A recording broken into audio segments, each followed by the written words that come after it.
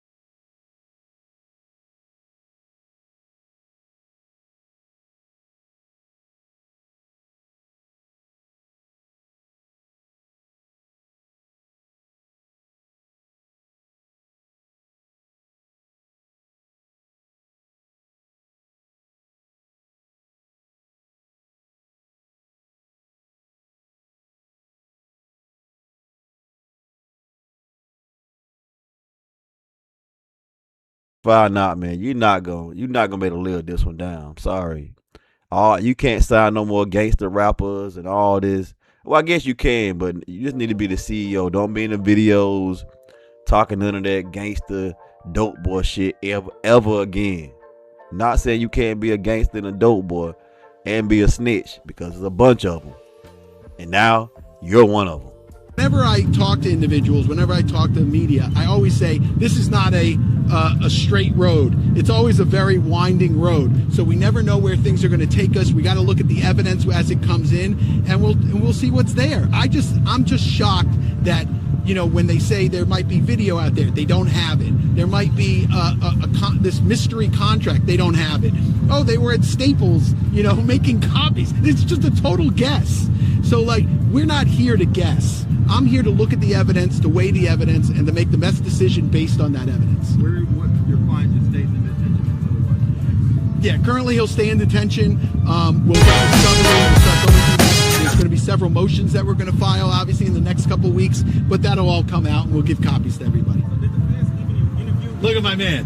Did the defense even interview any of the people yet? Any of the alleged victims? So my understanding is the FBI has, over the past 3 or 4 months, has interviewed none of the alleged victims, and allegedly they all have future dates to give statements. But I have no idea if that's true. We're basing it on what the agent said on the stand, that each one of those witnesses from that evening is going to appear and give a statement to the federal authorities. RD never made a statement as of now?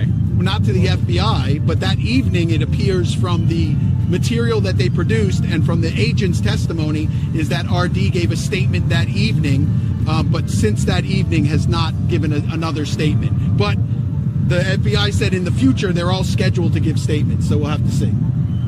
All right.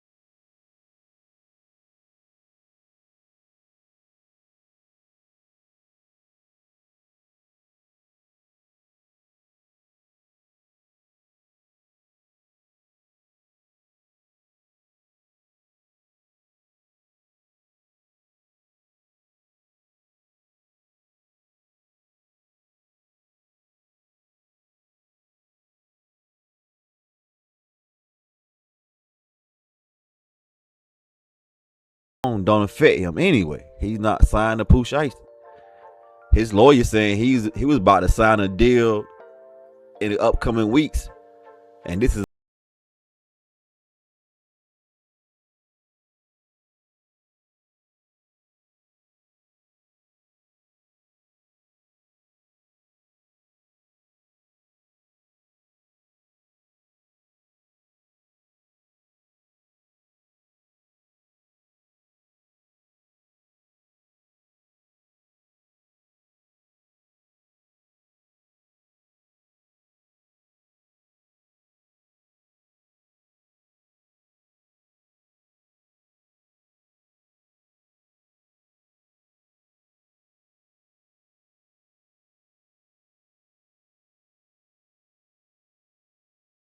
Shiesty, and they had made music for a couple of days in that same studio.